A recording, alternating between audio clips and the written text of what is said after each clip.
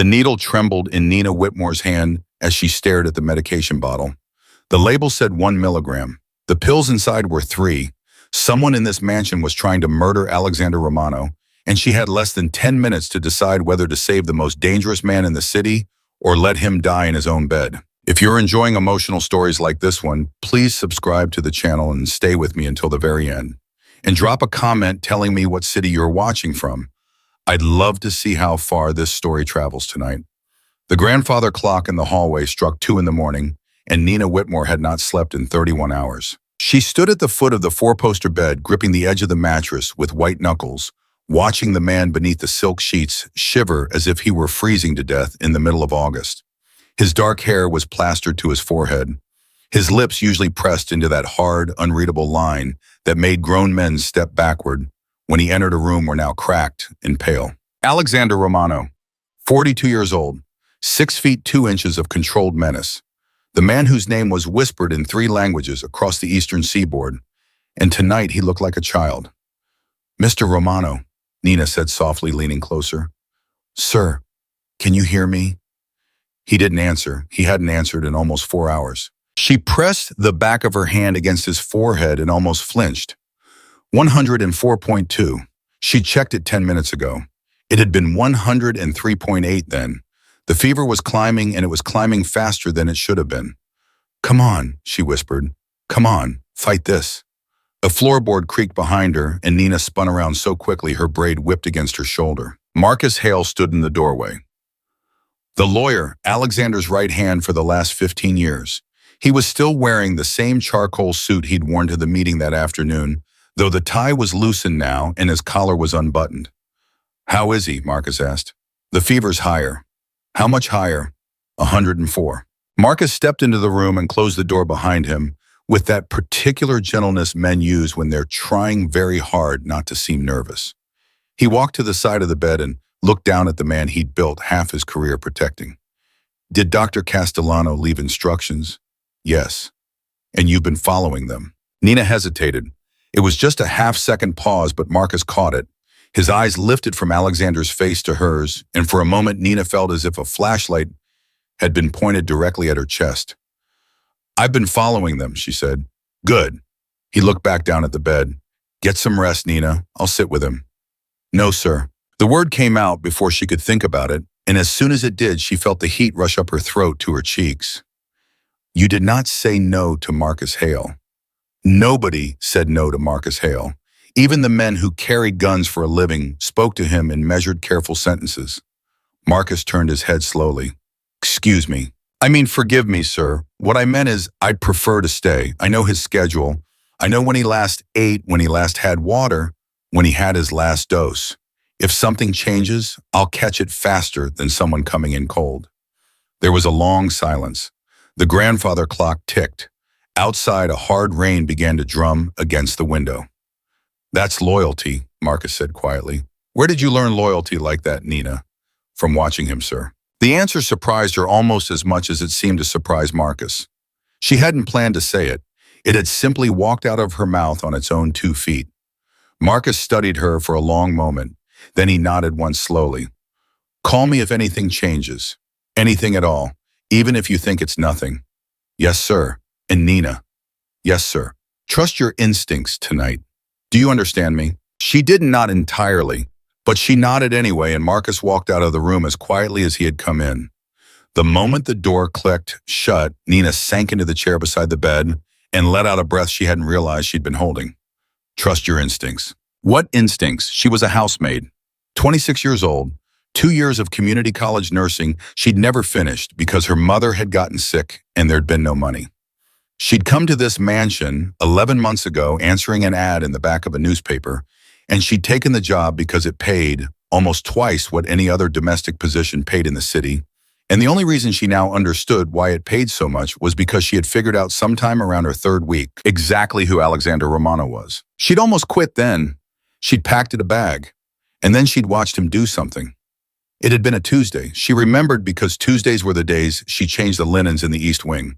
She'd been carrying a basket of folded towels down the back staircase when she'd heard voices in the kitchen, and because the kitchen door was cracked open, she'd stopped on the stairs without meaning to. Alexander had been talking to Sophia the cook. Sophia was 63 years old and had worked for the Romano family since Alexander's father was alive. Her grandson had gotten sick, some kind of childhood leukemia. The treatments were experimental and the insurance wouldn't cover them, and Sophia had been crying the kind of crying old women do when they've already tried not to cry for a very long time. Alexander hadn't said anything dramatic. He hadn't even raised his voice.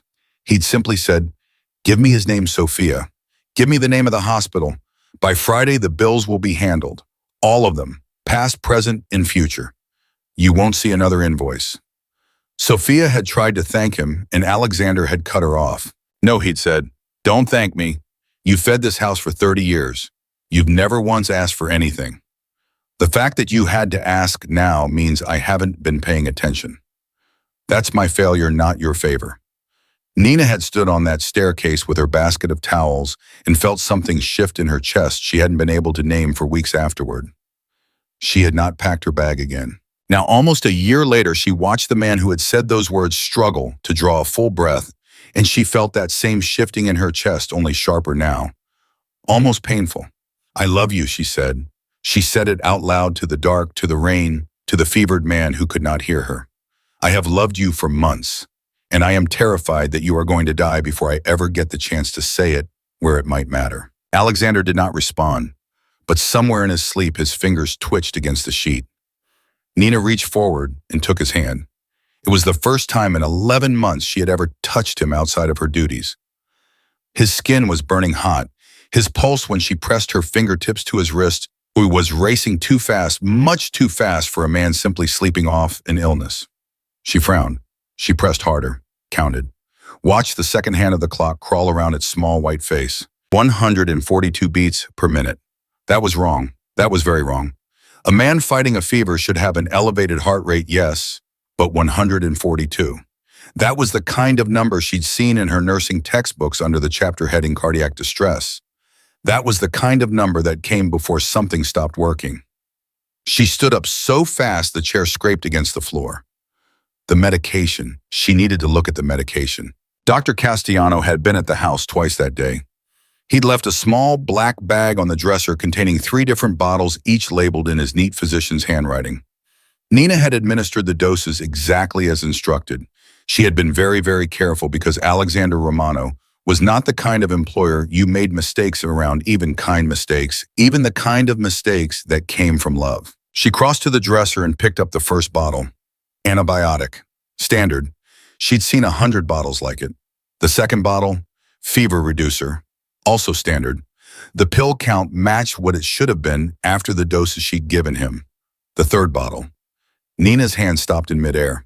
The third bottle was a heart medication, a beta blocker. She knew the name from her nursing classes, knew it because her own grandmother had taken a slightly different version of it for her blood pressure. The label said 1 milligram per dose, twice daily. She unscrewed the cap.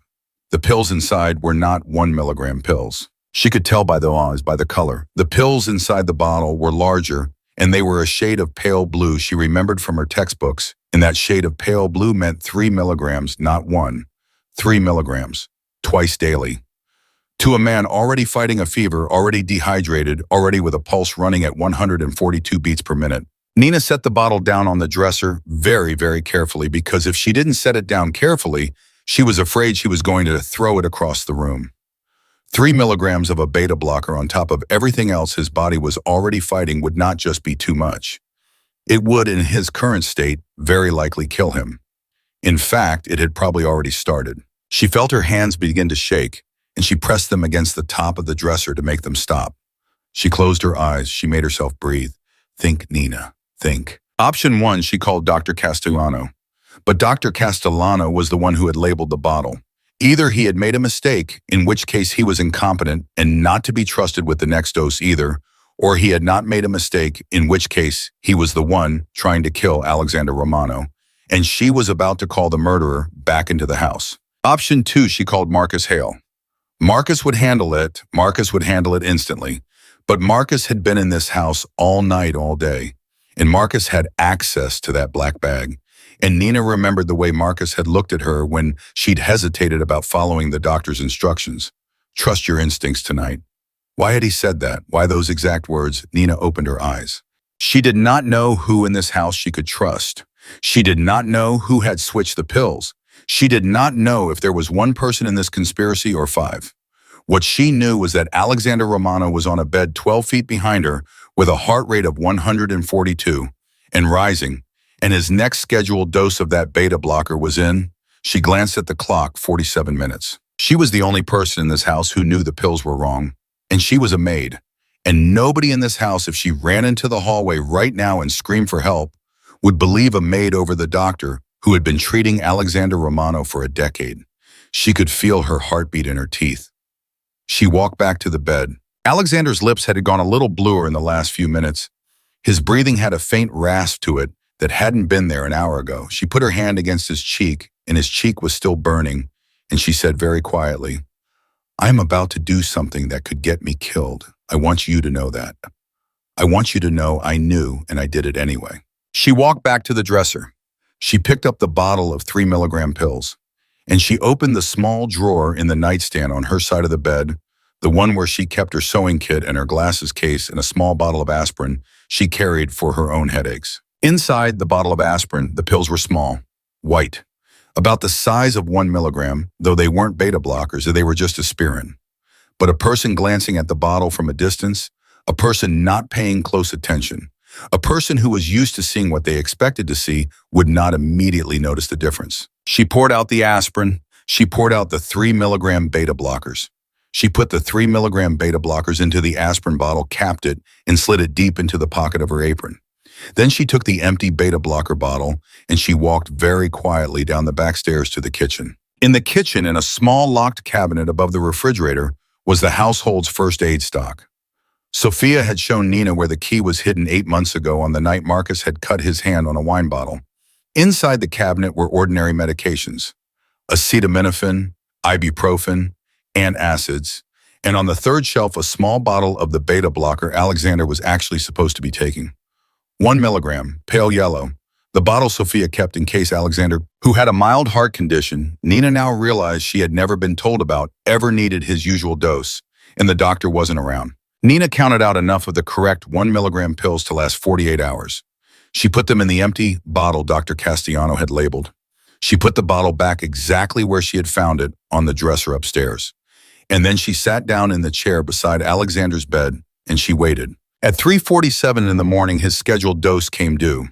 She gave him one of the correct pills, crushed it into a small spoon of water because he was barely conscious, tilted his head, parted his lips, helped him swallow. At 4:15, his pulse was 138. At 4:40, it was 129. At 5:10, it was 116. At 5:45, the rain stopped. At 6:20, just as the first gray light began to seep around the edges of the curtains, Alexander Romano opened his eyes. He did not speak at first. He looked at the ceiling. He blinked slowly the way a man blinks who is trying to remember where he is and who he is and what year it is. Then his eyes slid sideways and found Nina sitting in the chair beside him. His voice, when it came, was a whisper, nothing more. "Nina." "Yes, sir." "How long?" "Oh, 3 days, sir, going on 4. He closed his eyes again. He breathed. She waited. She did not say anything else because she did not know what to see, and because the bottle of 3 milligram pills was burning a hole in the pocket of her apron, and because she still did not know who in this house had wanted him dead. Alexander opened his eyes a second time. "Nina." "Yes, sir." "Who has been in this room?" She thought about it. She thought about it carefully. "Dr. Castellano, Mr. Hale, Sophia twice with broth, and me, and the medication." "Yes, sir." "Who handled the medication?" She swallowed. The pocket of her apron felt very heavy. "Dr. Castellano left it on the dresser, sir. I administered it according to his instructions." All of his instructions. It was not a question. It was the flattest, most knowing, not a question Nina had ever heard in her life. She felt her face go hot. She felt the pills in her pocket go heavier still. For a long moment, Alexander did not say anything else. He simply looked at her. And in that look, Nina understood something that turned her blood cold and warm at the same time. He knew. He didn't know how, and he didn't know what, but Alexander Romano had woken up from a fever that should have killed him, And he had taken one look at the maid sitting beside his bed, and he had understood that something had been done in this room that had not been on the doctor's prescription. "Nina," he said very softly. "Yes, sir." "Send for Marcus, now." "Sir, please." "Now, Nina." She rose. She walked to the door on legs that did not entirely feel like her own. She put her hand on the doorknob. And then, because she had loved this man for 11 months, and because she had risked her life for him in the dark, and because she did not know whether she was about to be thanked or buried, she turned around. "Sir," she said. "Yes, Nina. Whatever happens next, I would do it again." Alexander Romano looked at her for a long, long moment. In the corner of his mouth, the hard mouth that had not smiled at anyone in months, moved just slightly. "I know," he said. She opened the door and she went to find Marcus Hale, and she did not yet know that the man she was about to bring into that room had spent the last 6 hours wondering exactly the same thing Alexander Romano had just wondered. Who in this house had handled the medication? Marcus Hale was already halfway up the stairs when Nina reached the second landing. He saw her face before she said a word, and whatever color had been left in his own face after a sleepless night drained out of it. "Is he?" "He's awake." Marcus stopped on the step. He put a hand against the wall to steady himself, and Nina realized in that moment that this man, this lawyer who had argued down federal prosecutors and stared down rival captains across dinner tables, had genuinely believed Alexander Romano was going to die before sunrise. "Awake, awake," Marcus said, "or talking in his sleep awake." "He's asking for you, sir." "By name." "By name." Marcus closed his eyes for half a second. When he opened them, the lawyer was back. The frightened man Nina had seen for one unguarded heartbeat had been folded up and put away. "Lead the way," he said. She turned and walked back up the stairs with Marcus 2 steps behind her. And the entire short walk down the hallway, Nina was aware of 2 things. First, that the bottle of 3 milligram pills was still in her apron pocket, and that she could feel its weight against her thigh with every step. Second, that Marcus Hale had asked her hours ago if she had followed Dr. Castellano's instructions exactly, and she had lied to him, and Marcus had let her lie. He had stood there and watched her lie and had not corrected her, which meant Marcus had already suspected something himself, which meant Marcus had been waiting to see what she would do. She pushed open the bedroom door and stepped aside. Alexander was sitting up, barely. His back was propped against 3 pillows. His color was still terrible, but his eyes were open and they were tracking. When Marcus crossed the room, Alexander lifted one hand maybe 4 inches off the sheet, which appeared to be all the strength he had, and Marcus took that hand in both of his. "You son of a gun," Marcus said quietly. "That's no way to talk to a sick man." "You scared me." "I scared myself." For a moment, the 2 men simply held each other's hands, the way only men who have known each other for a very long time and almost lost each other can do. Then Alexander's eyes slid sideways and found Nina, who had not yet stepped fully into the room. "Close the door," he said. She closed it. "Lock it." She locked it. "Marcus?" "Yes." "Sit down." Marcus sat down in the chair Nina had occupied for the last 6 hours. Alexander looked at him for a long moment, and then he said, "Tell me what you saw." Marcus did not pretend not to understand the question. "Yesterday afternoon, around 4 o'clock. Castellano was in the room with you alone for about 11 minutes. When he came out, he was sweating. The man does not sweat, Alexander. I have known him 14 years. He played in a charity tennis tournament in 98-degree heat last August and walked off the court drier than I am right now. Yesterday, he came out of your bedroom and there was a stain on the back of his collar. I noted it. I did not act on it because I had nothing else. And then around 9 o'clock last night, I went past this door and I saw Nina sitting beside you, and I went down to my office and I pulled every prescription Castellano has written for you in the last 6 months. I cross-referenced them against your pharmacy records. There is one medication where the milligram strength on the bottle currently in this house does not match the milligram strength on any prescription Castellano has ever filed, by a factor of 3. Alexander's jaw tightened. Which one? The beta blocker. The room went very quiet. Nina, standing by the door with her hands folded in front of her apron, because she did not know what else to do with them, felt as if every inch of her skin had become a separate listening device. Alexander turned his head slowly and looked at her. Nina. Yes, sir. What's in your pocket? She did not even think about denying it. She walked to the bed. She reached into her apron pocket and she took out the small aspirin bottle and she set it down on the nightstand very gently, the way a person sets down something they are afraid will go off. That's the bottle that was on the dresser, sir, she said. The pills inside are 3 milligrams. They were labeled as 1. I switched them out at 3 in the morning for the correct 1 milligram pills from the kitchen first aid cabinet. The dose I gave you at 3:47 was the correct dose. The dose Dr. Castellano left for you would not have been. Marcus made a sound that was not quite a word. Alexander did not take his eyes off Nina. You are a maid, he said slowly. Yes, sir. You are a maid who at 3 o'clock in the morning with no one to consult and no one to authorize you identified a medication discrepancy that 2 of the 3 people in this house missed. Yes, sir. How? I had 2 years of nursing school, sir. Why didn't you finish? My mother got sick. Where is your mother now? Buried in St. Catherine's, sir. 3 years this April. A long pause. Alexander's eyes did not move off her face. Nina had the distinct feeling of being read like a contract. And you did not tell Marcus? No, sir. Why?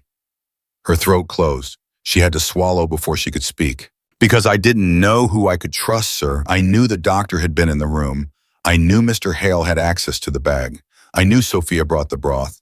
I knew I had administered the medication myself. Any one of those 4 people could have been the one. And the only person in this house I was absolutely certain had not poisoned you was me, sir, because I would rather die than hurt you. She heard her own words a second after she said them, and she felt the heat climb her face, and she did not look away, because looking away now would have been worse. Alexander did not look away either. Marcus, he said, yes. Get Castellano on the phone. At this hour. At this hour. Tell him I had a turn for the worse, and you need him at the house in 40 minutes. Do not tell him I am awake. Do not tell him anything else. And then call Vincent.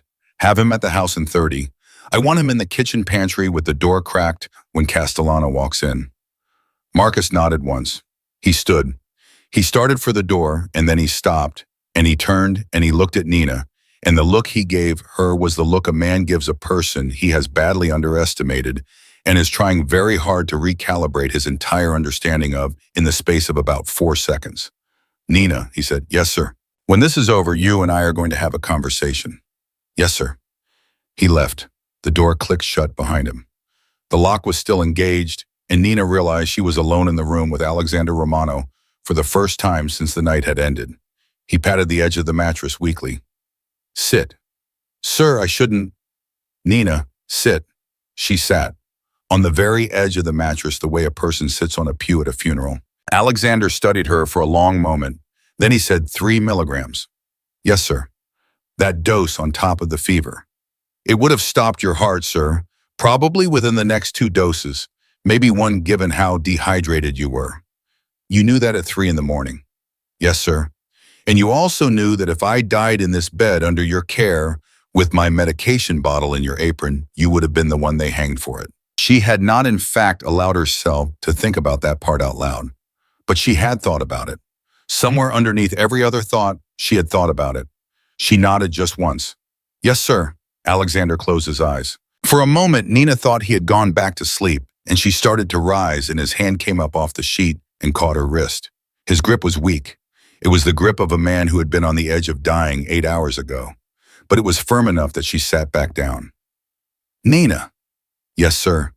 Why, boy? Why, what, sir? Why did you do it? She opened her mouth. She closed it. She tried again. Sir, don't lie to me. Don't tell me it was duty. Don't tell me it was professionalism. I have had professionals all my life. None of them have ever switched out a poisoned bottle of pills at 3 in the morning while wondering if the next person through the door was going to put a bullet in them. So don't tell me it was duty, Nina. Tell me the truth. She looked down at his hand on her wrist. She looked at the gold ring on his smallest finger, the one she had polished 100 times the one she had picked up off the bathroom counter and set carefully back on his dresser more mornings than she could count. I told you the truth already, sir. When? Tonight, while you were sleeping. His thumb moved very slightly against the inside of her wrist. Tell me again. She closed her eyes. I said I loved you, sir. I said I had loved you for months. And I said I was terrified you were going to die before I ever got the chance to say it where it might matter. She opened her eyes.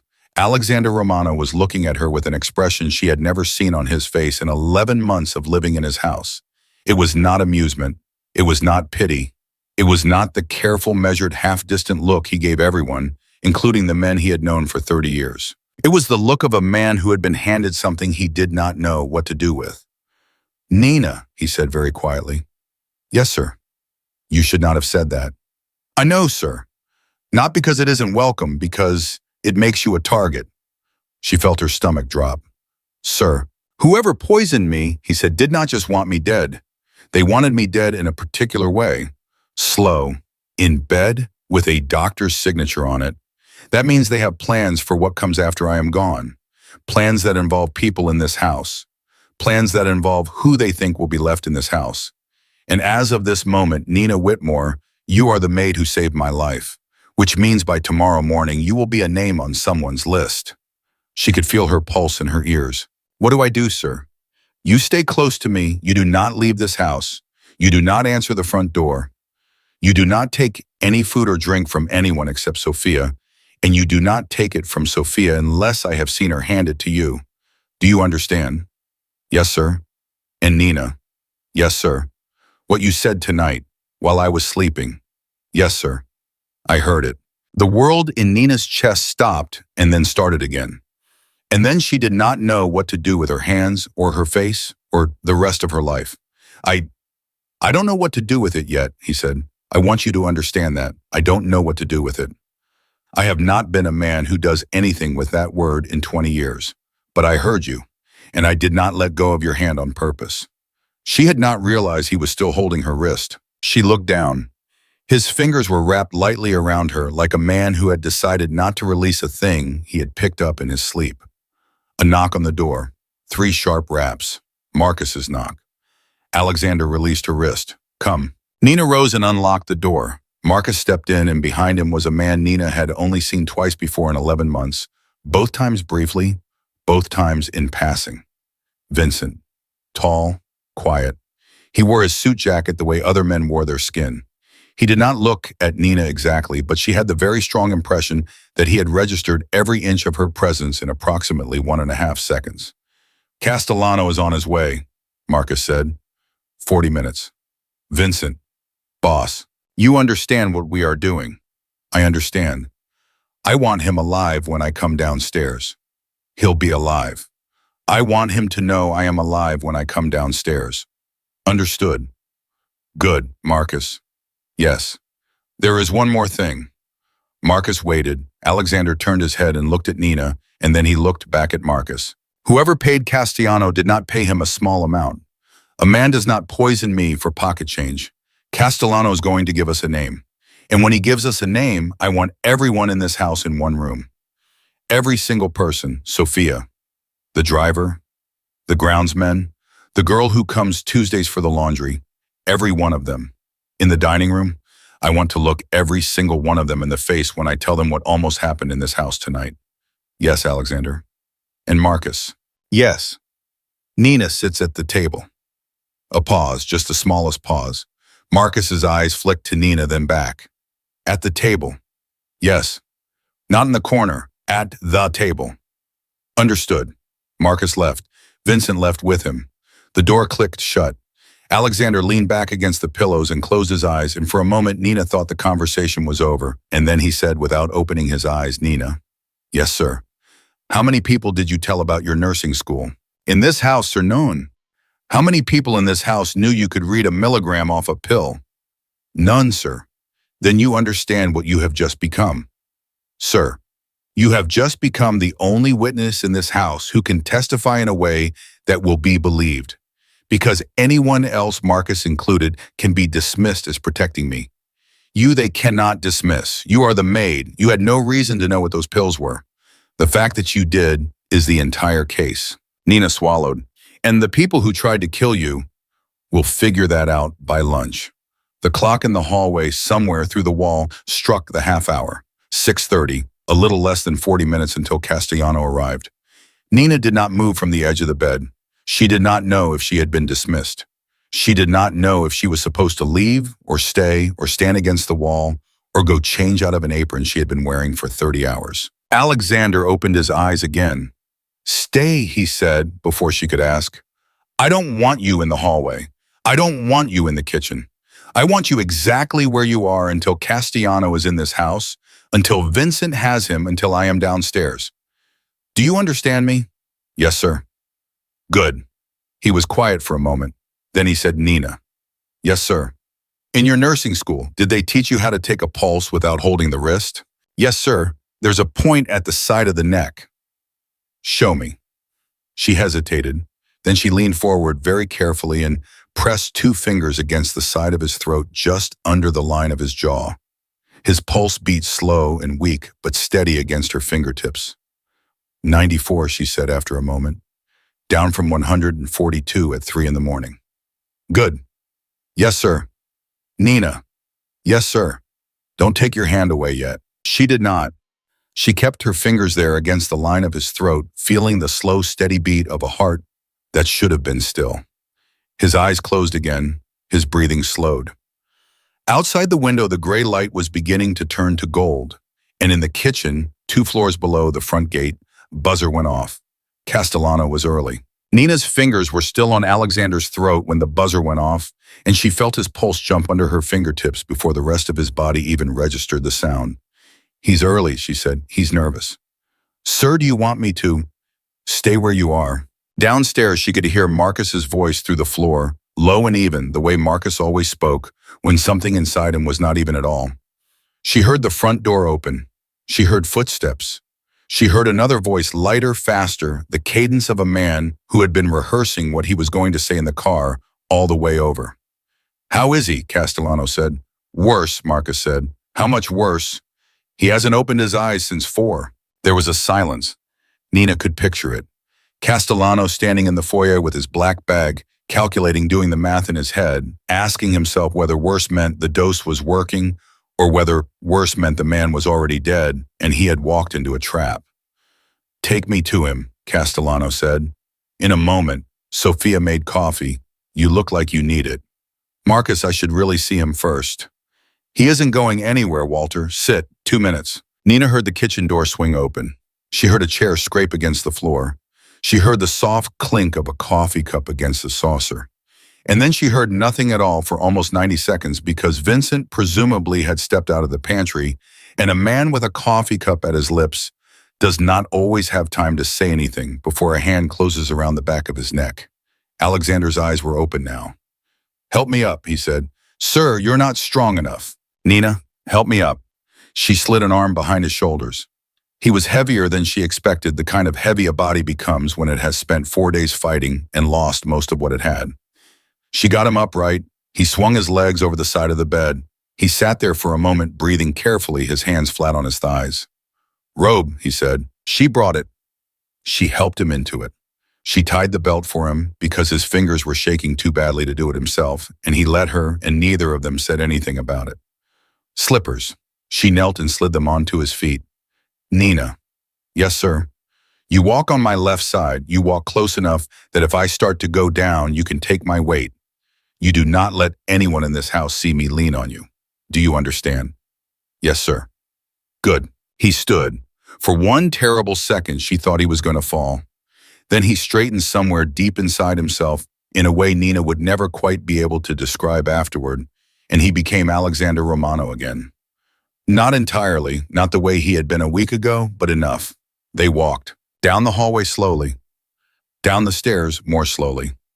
At the bottom of the stairs, he had to stop for a moment, and his hand found her shoulder, and she stood very still and let him use her as a railing, and he said very softly, "Thank you."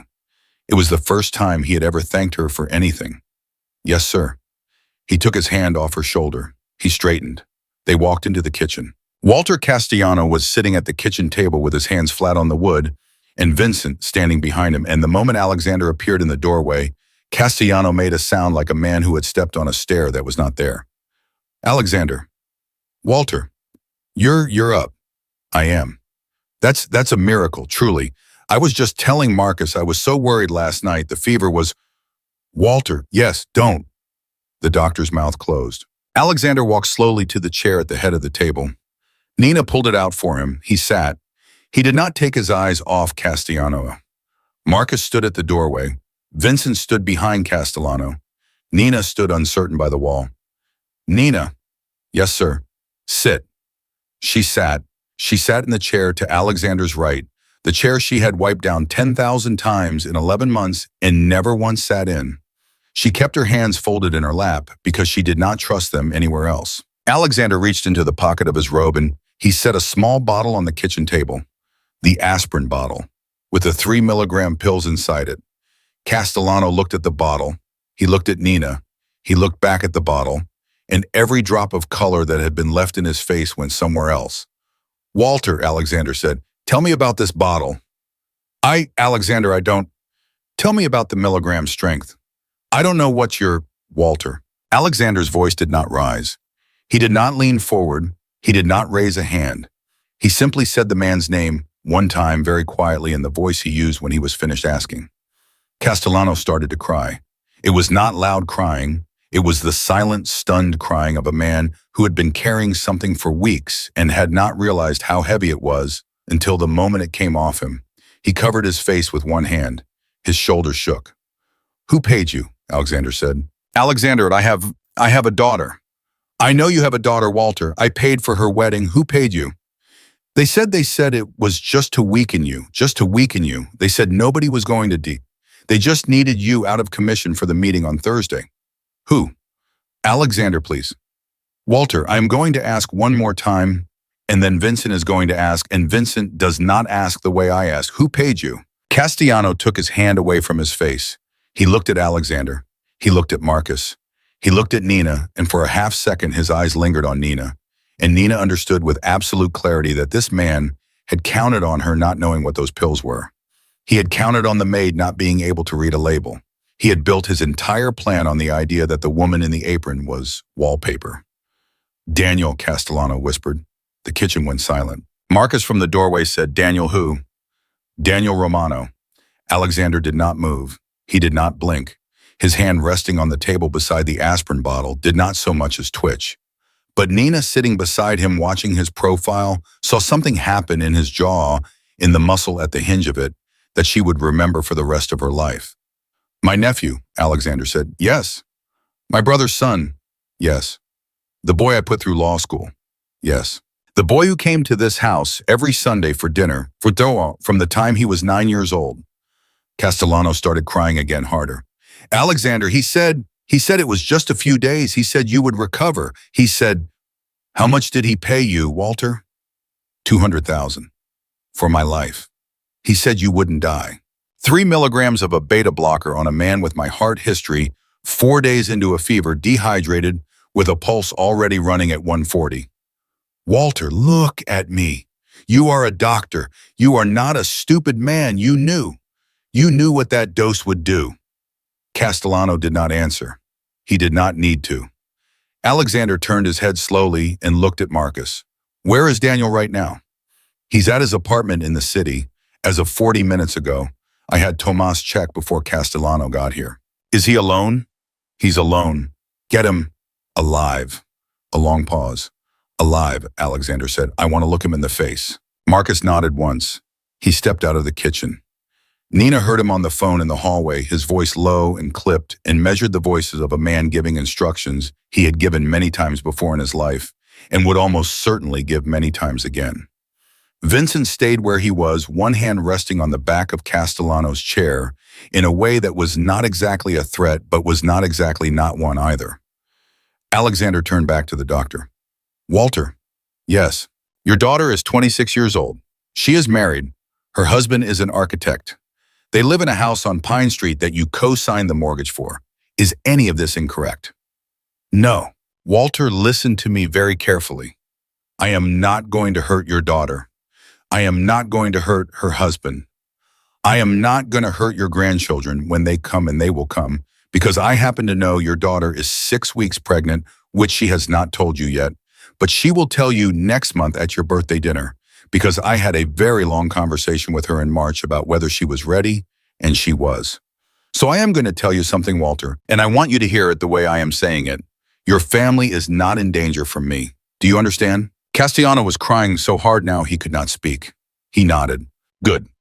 Now, you are going to write down on the paper Marcus is going to bring you every single conversation you had with my nephew. Every meeting, every payment, every word. You are going to write it down clearly and you are going to sign it. And then you are going to walk out of this house and you are going to push yourself home and you are going to wait. You will not run. You will not call anyone.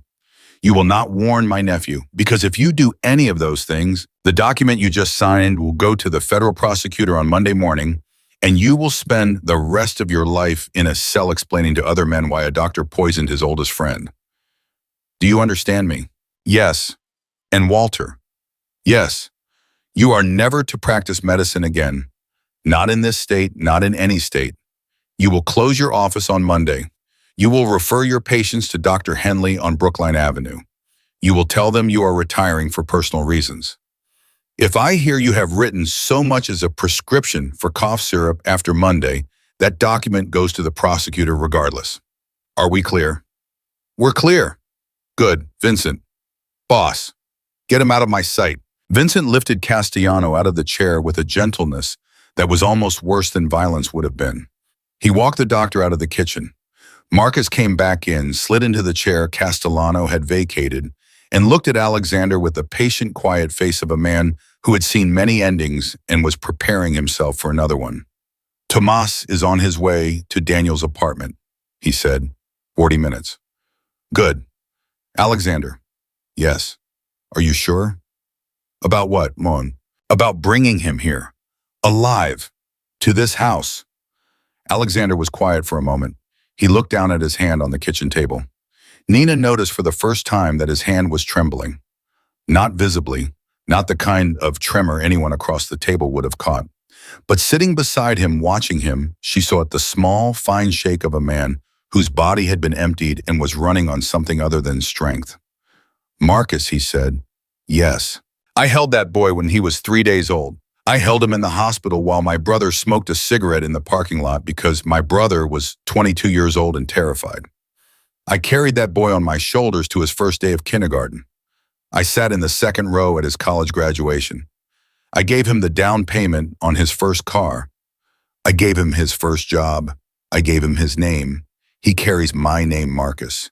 He is the only person left in this world who carries my name. I know. And he tried to kill me for $200,000 and a chair at a meeting on Thursday. I know, Alexander. So yes, I'm sure. I want him in this house. I want him in this kitchen. I want him sitting in that chair Castellano just vacated.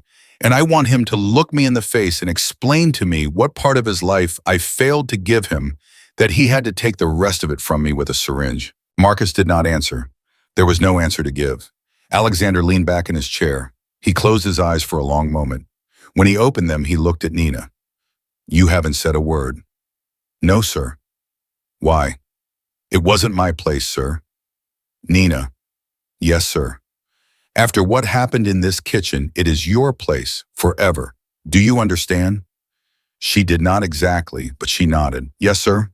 What are you thinking right now? Right this second, tell me. She looked at him. She looked at Marcus. She looked at her own hands in her lap. I'm thinking, she said slowly, that if your nephew was willing to do this to you, sir, then he had to have someone helping him inside the house, because Dr. Castellano did not switch out those pills from his office. The pills he brought in his bag were the right ones, or Mr. Hale's pharmacy records would not match. The switch happened here, in this house, after Dr. Castellano left them on the dresser. Which means somebody who lives in this house or works in this house opened that bottle and changed those pills. And that somebody is still in this house right now. The kitchen went absolutely silent. Marcus sat forward, and she's right. I know she's right, Alexander said. Castellano didn't switch them himself. He didn't have time. He was in the room with me for 11 minutes yesterday. You said it yourself. He left the bag. He went to the bathroom in the hallway. He came back. He left. He did not have a window long enough to swap a bottle without me catching him, fever or no fever. Somebody else did it. Then who? Alexander turned slowly and he looked at Nina. Who in this house had access to that bag between 4 o'clock yesterday afternoon and 3 o'clock this morning? Nina's mouth went dry. Sir, think Nina, think carefully. She thought. She thought hard. She walked through the hours in her head, hour by hour, the way she had walked through them with her thumb on his pulse all night. Sophia brought the broth at 6, she said. I was in the bathroom changing his cloths. She was alone with the bag for maybe 2 minutes. Marcus said Sophia would never. At 7:30, the cleaning girl came up to take the laundry. Nina said, I let her in. She was in the room for perhaps a minute and a half. The bag was on the dresser. I had my back to her folding towels. What's her name? Alexander said. Rosa, sir. Marcus. On it. At 9, Nina said, You came up, sir. Mr. Hale, you were in the room for maybe 4 minutes. The bag was still on the dresser.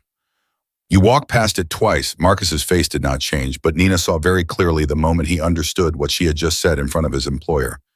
Nina, Marcus said evenly, are you accusing me? No, sir. I am answering Mr. Romano's question. He asked me who had access. Marcus, Alexander said. Yes, Alexander. She's not accusing you. She's being thorough. I asked her to be. I understand. Do you, Marcus? I do, Alexander. Good. Because tomorrow when I sit at this table with my nephew, I'm going to ask him a question. And his answer is going to tell me whether the person who switched those pills is in this kitchen right now or whether they are not. And until I have that answer, every person in this house, including you, including Sophia, including the girl named Rosa, is on a list. And the only name not on the list, Marcus, is the name of the woman sitting to my right. Marcus did not flinch. Understood. Good. Alexander turned to Nina. Nina. Yes, sir. From this moment until I tell you otherwise, you do not eat anything in this house that you have not prepared yourself. You do not drink anything in this house that has not come from a sealed bottle you have opened yourself. You do not sleep in the maid's quarters. You sleep in the room next to mine. You lock the door. You keep the key on you. Are we clear? Yes, sir. And Nina? Yes, sir. There is a small revolver in the top drawer of my dresser. It is loaded. The safety is on. I am going to teach you how to use it tonight. She felt her hands go cold in her lap. Yes, sir. Alexander reached over then, and he covered her folded hands with one of his own. His hand was warm now. The fever had broken. The trembling had stopped. His grip was the grip of a man returning to himself. Nina, he said very quietly. Yes, sir. I'm sorry. For what, sir? For dragging you into this. You came to this house to make a wage. You did not come to this house to be taught how to fire a revolver. I am sorry. She looked at his hand on hers. She looked at his face, and she said the only thing she had left to say. Sir, I came to this house 11 months ago because I needed the money. I stayed in this house for 11 months because of you. I am still in this house this morning because I love you.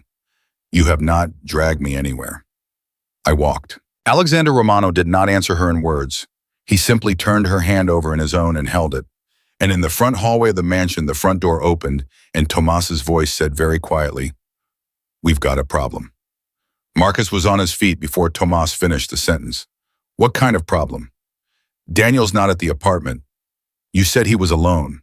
He was alone 40 minutes ago. He's gone now. Door was unlocked. Coffee on the counter. Still warm. Alexander did not move. His hand stayed where it was, covering Nina's. He did not look at Tomas.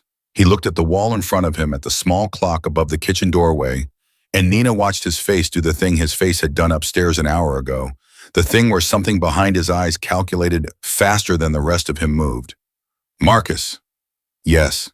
He's coming here. Alexander, he wouldn't. Marcus. He's coming here. He left coffee on the counter. A man does not leave warm coffee in his own apartment unless somebody called him in the middle of pouring it. Somebody called him. Somebody told him Castellano was on his way to this house. Somebody told him I might still be alive. Castellano didn't have time to call anybody. Vincent was on him from the second he walked through the door. Then it wasn't Castellano. The kitchen went silent. Nina felt her own pulse in her throat. She did not move her hand from under Alexander's because Alexander had not moved his, and because moving it now would have felt like flinching, and she would not flinch. Not in this kitchen, not at this table, not with her name on a list. Tomas, Alexander said. Boss. Front gate, now. Take Lou, take Eddie. I want 2 men on the gate, 2 on the back lawn, and one on every entrance to this house. Nobody comes in. Nobody, including my nephew, especially my nephew. Are we clear? Crystal, go. Tomas was gone. The front door closed. Alexander's hand finally lifted from Nina's, and the absence of it was a small, cold thing she did not have time to feel because Alexander was already turning toward Marcus. Who else knew Castellano was coming this morning? You, me, Vincent, the man on the front gate. Names. Eddie. Anyone in this house who is not on that list. A pause. The smallest pause. Marcus did not like the pause, and Nina could see him not liking it. Sophia heard me on the phone in the hallway. I was talking to Vincent. She walked past with the laundry. I lowered my voice, but I cannot promise she didn't catch a name.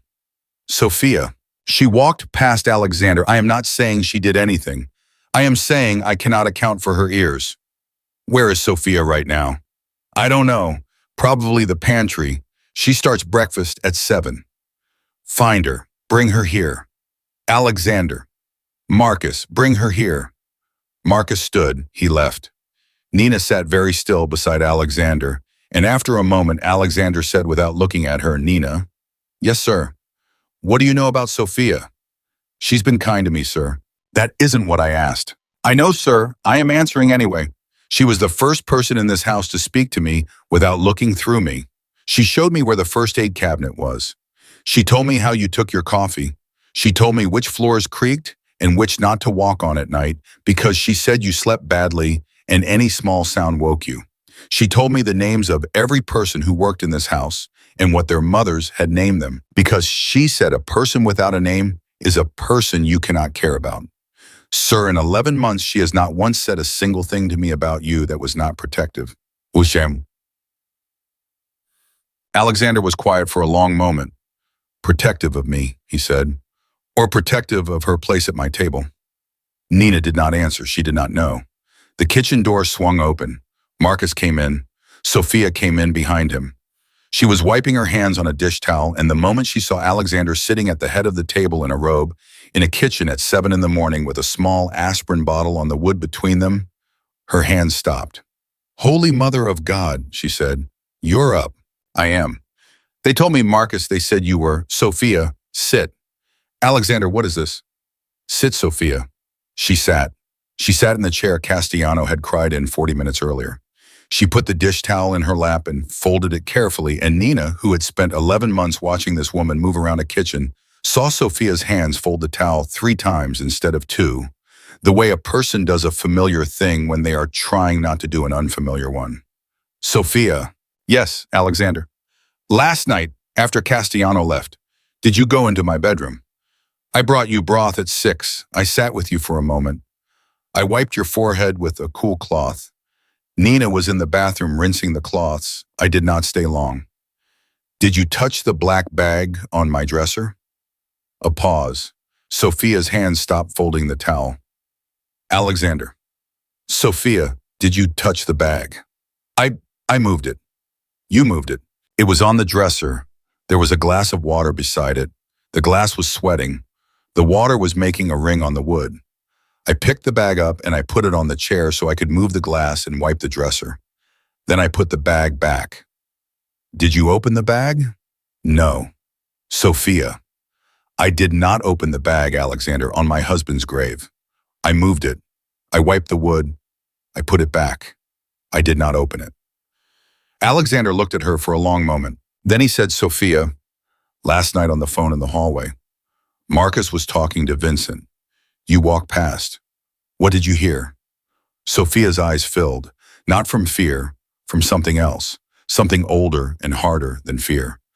I heard him say your nephew's name. Marcus by the doorway closed his eyes. What did you do with that? Alexander said. Nothing, Alexander. I did nothing. I went to the pantry. I sat on the stool. I prayed.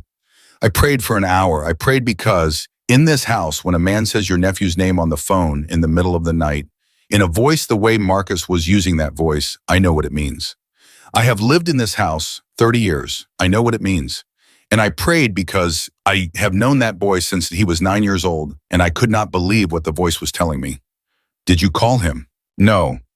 Sophia. Alexander, I did not call him. I would not. I did not. Did you call anyone? A pause. A longer pause this time.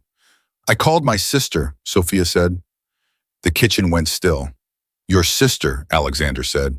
In Naples, I called my sister in Naples. I told her I was frightened. I told her something terrible was happening in the house and I could not say what. I told her to pray with me. That is all I said, Alexander. I swear on my husband. I swear on my grandson. That is all I said. What time did you call her? A little after midnight, maybe 12:30. How long was the call? 6 minutes, maybe 7. Marcus stepped forward. Alexander, her sister is 81 years old. She lives in a fishing village. She does not know your nephew exists. I know that. Then, Marcus, sit down. Marcus sat. Alexander reached across the table very gently and he put his hand on top of Sophia's folded ones. Sophia? Yes, Alexander. I am not accusing you. I know you are not. Then why are you crying? Because you had to ask. Alexander closed his eyes for a moment. When he opened them, his hand was still on hers, and Nina, watching him, watching the way he looked at this old woman who had fed him for 30 years, saw something in his face that she had not seen before. Not even when he had looked at her upstairs in the bedroom. It was older than that look. It was the look of a man who had just understood that the price of running a house like this one was that every 20 or 30 years, you had to ask a person who had loved you whether they had betrayed you, and you had to ask it to their face, and there was no way to take the asking back. Go, he said softly. Make breakfast. Make whatever you want. Make it for everyone in this house. I will eat what you make. Do you understand? Yes, Alexander. Sophia. Yes. Thank you. Sophia nodded. She stood. She did not look at Marcus. She did not look at Nina. She walked back to her stove with the dish towel still in her hand, and she did not turn around, and Nina watched her shoulders shake exactly twice before they steadied. Alexander sat back. He looked at Marcus. It wasn't her. No. Then who called Daniel? I don't know. Marcus? Yes. Who in this house knew before 5 o'clock this morning that I might be alive? A pause. You, me, Vincent, Nina, Anne, and Tomas, Eddie, Lou, the men on the gate. Are any of those men close to my nephew? Marcus's face did a thing. Eddie used to drive him. When? When Daniel was in law school, 3-4 nights a week, I used to send Eddie to pick him up from the library. They got close. How close? Eddie was at his graduation. Daniel got him a watch. Alexander did not move. He did not blink. But Nina saw his fingers curl very slightly against the wood of the table. Where is Eddie right now? On the front gate. I sent him out 15 minutes ago. Marcus. Yes. Get on the phone right now. Tomas only. Tell Tomas to take Eddie's gun off him. Quietly. I do not want a shot fired on my front lawn. Do it now. Marcus was already moving. He was at the doorway. He had the phone in his hand. He was speaking in the voice Nina had now heard 3 times this morning, the voice that did not waste a syllable, the voice that knew exactly which 2 sentences needed to come out of his mouth and in what order. Tomas, take Eddie's piece. Now, don't ask, don't explain. I'll be on the porch in 2 minutes. He hung up. He looked at Alexander. Go, Alexander said. Bring him here. Same chair, where the doctor sat. Marcus went. Alexander turned slowly and looked at Nina. Nina. Yes, sir. How are you? She almost laughed. It came up in her throat and she swallowed it back down because it would have come out wrong. I'm in over my head, sir. I know. I'm doing my best, sir. I know that too. He was quiet for a moment. Nina. Yes, sir. There is something I need to ask you, and I need you to answer me carefully, because the next 10 minutes of my life depend on the answer. Yes, sir. 11 months ago when you came to this house, who interviewed you? Her mouth opened. Her mouth closed. Mr. Hale, sir. Marcus. Yes, sir.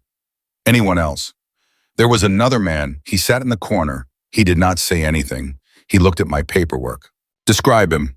Tall, dark hair, handsome, about 35. He smiled a lot, but not with his eyes. He had a watch with a gold band. He said one thing to me as I was leaving. He said, "You'll be good for this house." That was all.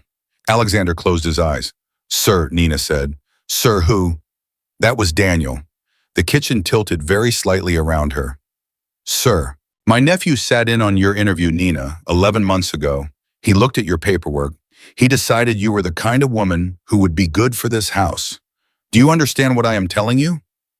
No, sir. I'm sorry, sir, I don't. He hired you, Nina, or rather he approved you. He looked at a young woman with 2 years of nursing school and a dead mother and a need for money, and he approved her for the position of housemaid in the house of the uncle he was already 11 months ago planning to kill. Do you understand now? She understood. The pieces moved into place inside her chest like stones falling into a well, one after another, and she understood. He picked me, she said slowly, because he thought I would be the one administering the medication when the time came. Yes, he thought a woman with 2 years of nursing school would be trusted to give the pills. Yes, he thought when you died, the doctor would say it was natural. The maid would back him up. 2 years of nursing school would be just enough credibility to confirm it, not enough to question it. Yes, he used me, sir. He tried to. He tried to use me to kill you. Yes, she sat very still. She felt her face go hot and then cold. She felt her hands ball up in her lap. She did not cry because she had stopped being a woman who cried at 3:47 that morning, and she was not going to start being one again at 7:15. Sir. Yes, Nina. When he comes through that door. Yes. I want to be in this kitchen. Nina. Sir, he picked me out of a stack of resumes 11 months ago because he thought I was the kind of woman who would do what she was told and not ask questions. He looked at my paperwork and he decided I was wallpaper. I want to be in this kitchen when he sees me sitting at this table. I want him to see my face. I want him to understand that the maid he picked, sir, is the reason he failed. Alexander looked at her. He looked at her for a very long time, and then he nodded. You'll be in this kitchen, he said. Thank you, sir. Nina. Yes, sir. There is one more thing I want you to understand before he gets here. Yes, sir. My nephew is not going to walk into this kitchen and confess. He is going to walk into this kitchen and try to be charming. He is going to cry. He is going to apologize. He is going to talk about his father, about his mother, about how much I have meant to him. He is going to try every single thing he has ever learned about me to find the lever that opens me. Do you understand? Yes, sir. And the lever, Nina, that he is going to find first is you, sir. He is going to figure out in the first 30 seconds of looking at this table that you are sitting where you are not supposed to be sitting. He is going to figure out, because he is not stupid, that the maid he picked has become something more than a maid. And he is going to use you. He is going to ask you questions. He is going to ask you about your mother. He is going to ask you about St. Catherine's. He is going to mention the cemetery by name because he saw it on your paperwork 11 months ago. And he has the kind of memory that holds things like that. He is going to try to make you cry. Because if he can make you cry, Nina, I will hesitate. And if I hesitate, he will use the hesitation. She felt her stomach turn. What do you need me to do, sir? I need you to not cry. Sir, whatever he says, whatever he asks, whatever he tries, Nina, you do not give him a single drop of water from your eyes. Do you understand? You sit in that chair. You keep your hands folded. You answer nothing. You look at him the way you would look at a dead bug on a windowsill. Can you do that? She thought about it.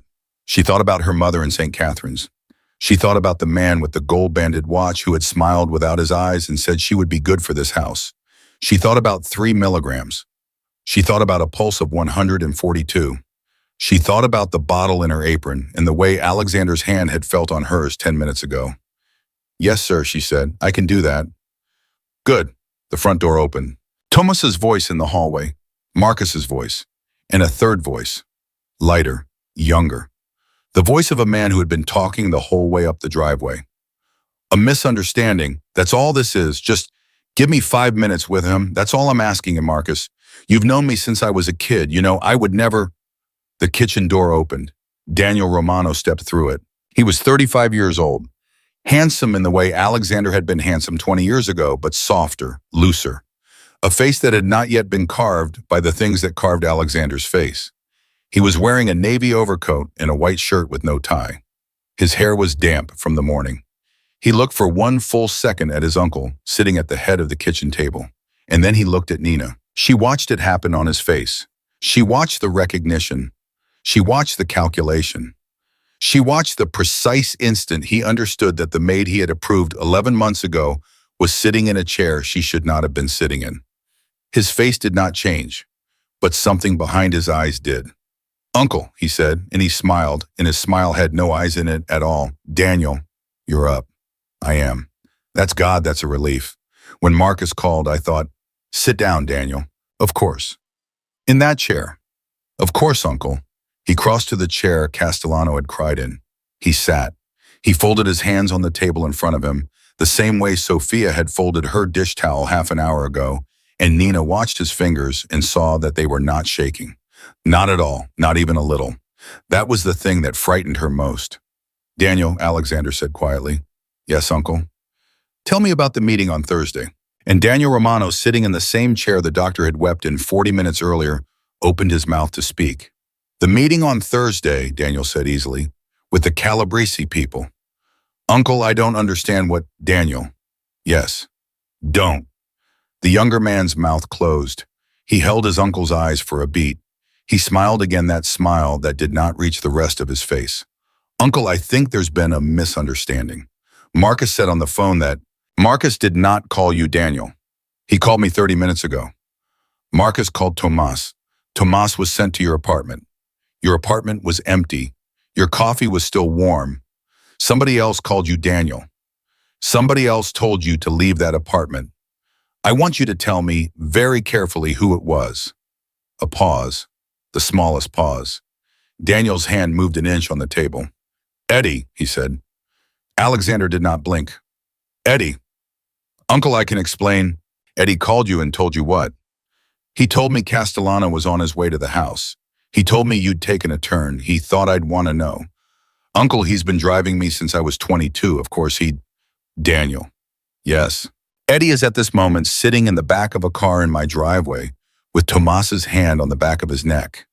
Eddie has already given us a great deal of information in the last 6 minutes. So before you finish that sentence, I want you to think very carefully about whether the next words out of your mouth match the words that are already on the record in my driveway." Daniel's smile did something. It did not go away. It just stopped meaning the same thing. "Uncle." "Yes, Daniel. What do you want me to say?" "I want you to tell me why."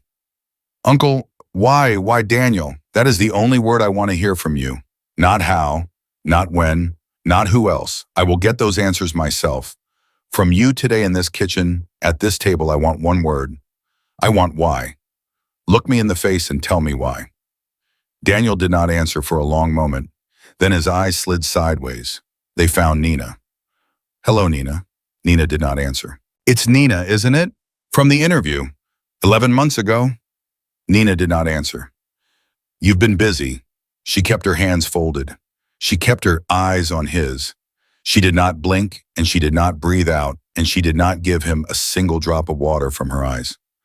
"I remember your mother," Daniel said gently. "She was buried in St. Catherine's, wasn't she? The cemetery on the hill. Spring of 3 years ago. I'm sorry for your loss." Nina did not answer. "My uncle has a way of making people feel chosen, doesn't he? It's a real gift. I used to feel it myself when I was small, when he carried me on his shoulders. He has a way of making you feel like you matter, until you don't. And then Nina, he has a way of making you wish you had never mattered at all." Alexander said very quietly, "Daniel, look at me." Daniel did not look at him. "Nina, I want you to understand something," Daniel said. "Whatever he has told you about me, whatever he has told you about this family, whatever he has told you about loyalty, he told my father the same thing. My father was 22 years old, Nina and terrified, and Alexander stood in a hospital parking lot and promised my father he would always be looked after. My father is dead, Nina. My father has been dead for 19 years. My father died alone in a motel room in New Jersey because Alexander Romano decided he was inconvenient. So whatever he has told you tonight, whatever he has held your hand and whispered, you should know that I am sitting in this chair because Alexander Romano is the kind of man who buries his own brother and then carries the brother's son on his shoulders to kindergarten so the boy will never know." Marcus by the doorway made a sound, a small one. Alexander did not move. Nina did not move either. She looked at Daniel. She looked at his face, at the eyes that were not quite warm enough, at the mouth that smiled too easily, at the hands that did not shake. She looked at the boy who had been carried to kindergarten on the shoulders of the man at the head of the table. She looked at the man who had sat in on her interview 11 months ago and decided she would be good for this house. And she did finally what Alexander had asked her to do. She looked at him the way she would have looked at a dead bug on a windowsill. "Mr. Romano," she said evenly to Alexander without taking her eyes off Daniel, "your nephew is asking me to feel sorry for him. He is doing it in front of you. He is doing it because he thinks I am the leaver. I want you to know, sir, that I am not the leaver." Alexander did not look at her. He did not need to. "Daniel," he said, "Uncle, my brother died of an overdose in a motel in New Jersey 19 years ago.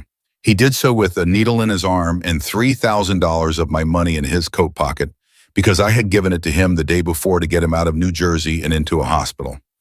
He did not go to the hospital. He went to a motel. He did what he did. I buried him on a Tuesday. I sat with your mother for 6 hours afterward. I told your mother on her kitchen floor that I would raise you as my own. I have done that, Daniel. For 19 years I have done that. So the next time you sit at my table and tell a young woman I killed your father, I want you to know that the only person at this table who knows the truth of what happened in that motel besides me is the man who identified the body for me, and the man who identified the body for me is standing in that doorway right now, Marcus. He's lying, Alexander. Tell him." Marcus stepped forward. His face was the face of a man who had been keeping a thing in his chest for 19 years and had not enjoyed the keeping of it. "Daniel," Marcus said, "I drove your uncle to that motel. I sat in the parking lot. He went in alone. He came out with your father's wallet and your father's wedding ring and his own sleeves wet to the elbows because he had tried for 9 minutes to start your father's heart on the floor of room 24. He did not stop trying until I went in and pulled him off the body. He carried your father out of that motel himself. He would not let the coroner do it. He drove your father home in the back of the car with his own coat over him because it was January, and he said he did not want your father cold. So whatever you have told yourself, whatever story you have built for 19 years, whatever you needed to believe to look at yourself in the mirror, Daniel, hear me. Your uncle did not kill your father. Your father killed your father. And your uncle has carried that body in one form or another every single day since." Daniel's face did not change for a long moment. Then it changed all at once. It was not a dramatic change. He did not weep. He did not shout. The smile, the careful smile he had walked in with, simply slid off his face the way wet paint slides off a wall. And what was underneath it was a 35-year-old man who had for 19 years been telling himself a story that was not true, and who had just been told by the only two people in the world who could have told him that the story was a lie. "You're lying," he said. "No," Marcus said. "You're lying. Both of you." "Daniel," Alexander said very quietly, "who told you that story about the motel? About me? Who told you?"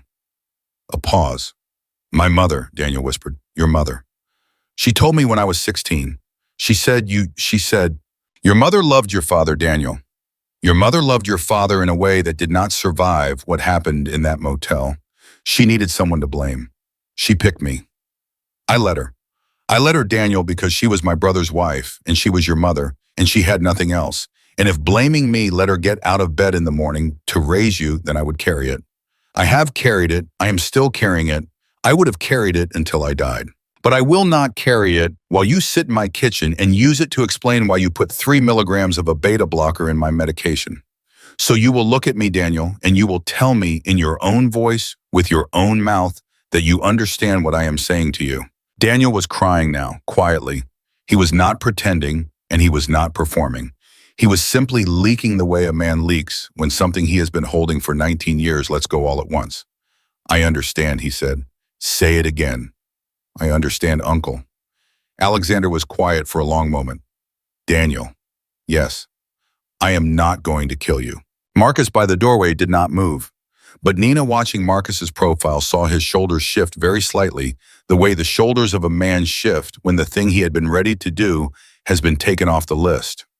"Uncle, I am not going to kill you, Daniel. I am not going to have Vincent kill you. I am not going to have anyone kill you.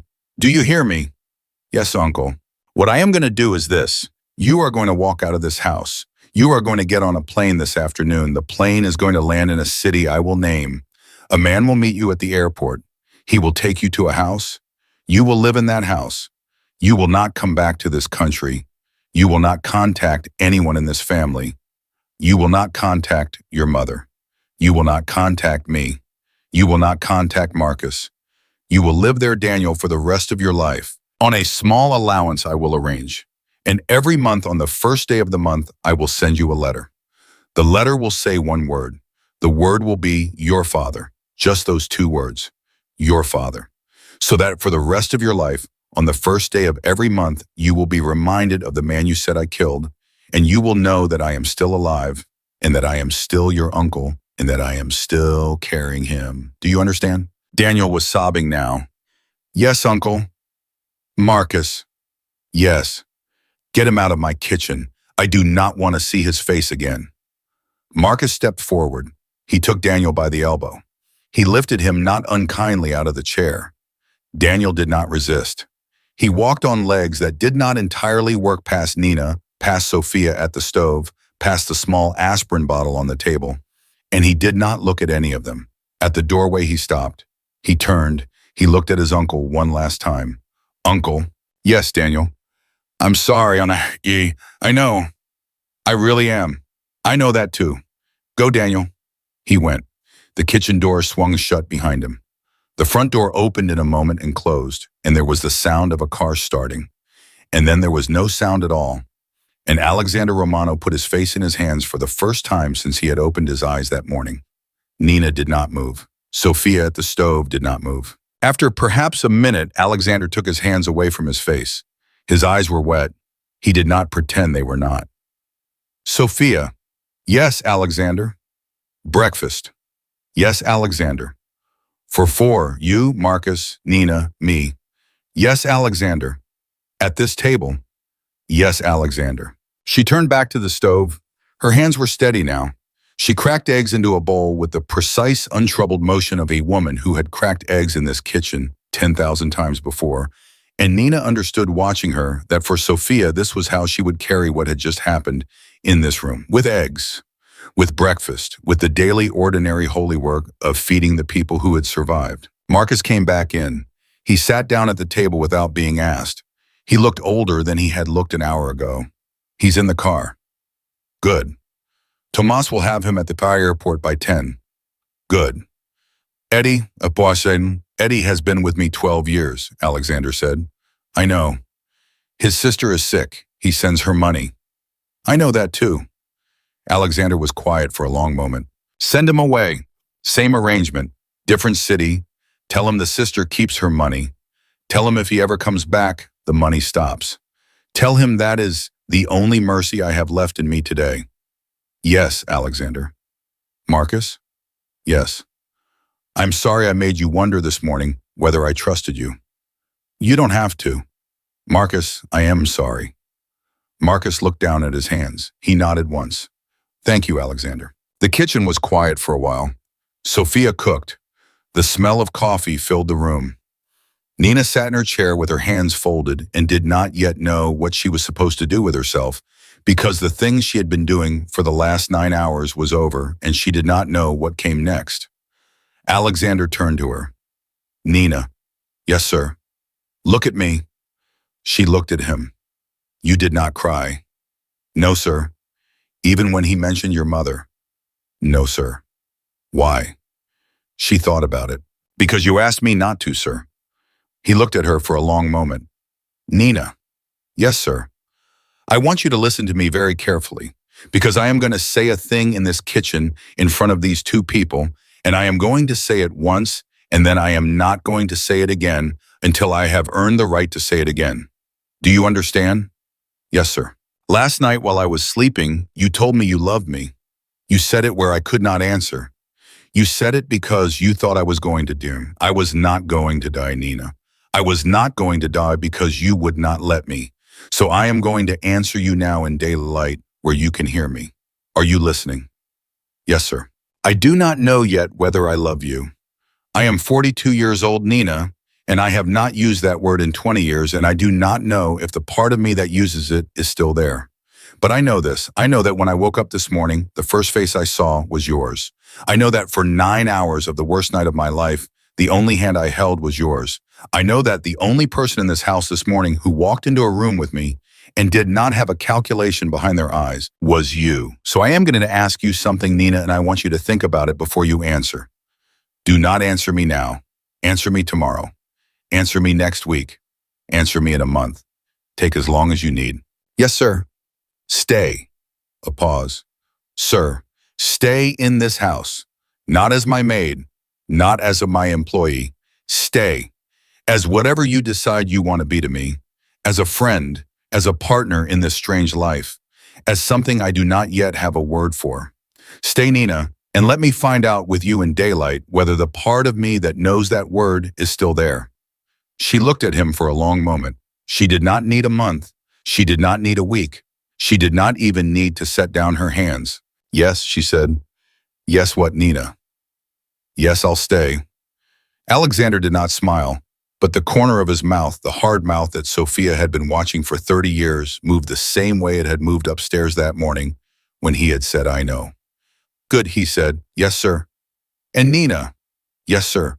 Stop calling me, sir. She almost laughed. She did not. She just nodded. Yes, Alexander. He held out his hand across the table. She took it. Sophia at the stove set 4 plates on the counter without turning around. Marcus across the table poured 4 cups of coffee. The grandfather clock in the hallway somewhere through the wall struck 8. And Alexander Romano, who had been a man in a fevered bed 9 hours before, who had been a man without a word for that word in 20 years, who had been a man carrying a brother in a coat in the back of a car in January for 19 winters, looked across his own kitchen table at the housemaid who had refused to let him die, and he understood for the first time in his long, hard, lonely life that the strongest thing he had ever owned was not his name and not his house, and not the men who worked for him, and not the empire he had built with his own 2 hands. It was the woman sitting across from him. The woman who had whispered, I love you into the dark of a room she did not own to a man she did not believe could hear her on a night the world had tried to take him from her. The woman who had stayed. And in the warm kitchen, over 4 plates of eggs and 4 cups of coffee, with the rain finished and the sun coming up gold over the long lawn outside the window, Nina Whitmore and Alexander Romano began quietly the only thing either of them had left to begin. The rest of their lives. Together.